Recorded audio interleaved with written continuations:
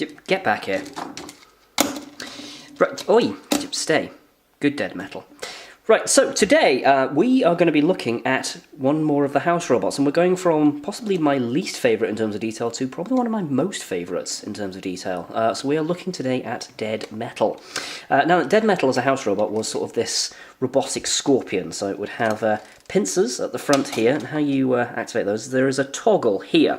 So basically what they've done is they've pulled out this front cage bit, and they've kind of put this toggle, and they've tried to make it detailed so that it fits in with this, but it doesn't really work. So you pull on that and the pincers open, and then when you release it they automatically close on whatever is there. And they've got a fair bit of width to them as well. They're quite square, so they'll grab onto just about anything that you can actually put in there. And it also had a circular saw. Now then, I never knew this as a child because I owned one of these, and I never knew that this came out. I never knew that. So when I saw that recently, that blew my mind. And I've been looking at this, and my appreciation for it has grown. You'll probably notice that there's like a couple of spikes and stuff missing. That is mainly due to just the age of the machine. And also, some of the things that were transported do seem to have been broken in transit, so I can only assume that Royal Mail has gotten a lot worse since it was privatised. Imagine. So you've basically got this engine here.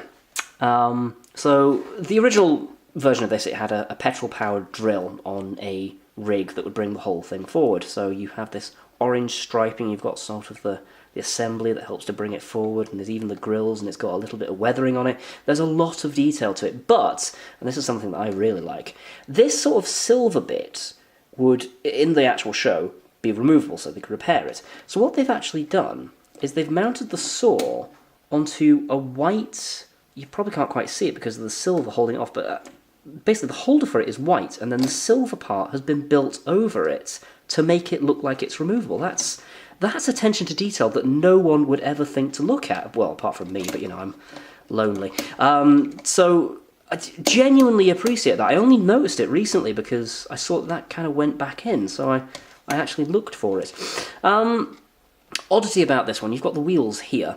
Well, the actual wheels that would have been on the actual robot are moulded in, but then you've got the pullback ones just sort of ever so slightly more to the back. I'm not quite sure why they wouldn't just make those wheels the pullback ones. I don't know if it would maybe, like, knock off the weight or whatever, but anywho. The caging itself is all fairly nice and detailed. You've got sort of crisscross patterning, you've got the spikes on the top, you have this hole in the back. Now then, the accessory that came with this, I'm not going to go into the barrels or whatever else it was that came with. I think it was barrels that came with this, but nobody cares, let's face it.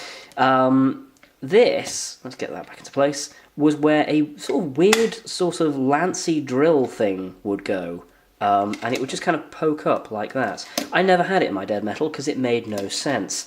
You've got a little spike there at the back, and you've got more of the caging. It is a little bit odd that the cage isn't there, but I get it to facilitate the mechanism. I'm thinking about it, there's not many other practical ways that you could maybe do that other than just have them, that you open them up manually.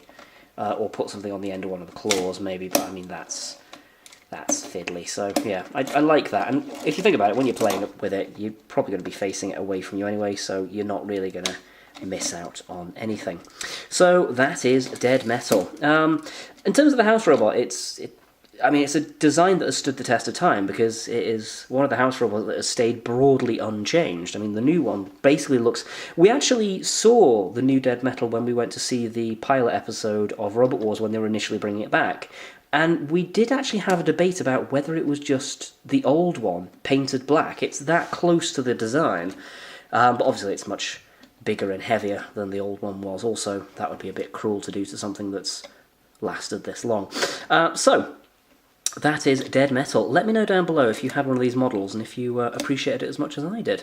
I know Dead Metal isn't everyone's favourite house robot, but I mean, I appreciate it for how reliable it is, I think, because it's just a solid design overall. God bless you, Dead Metal. God bless you. You may go now.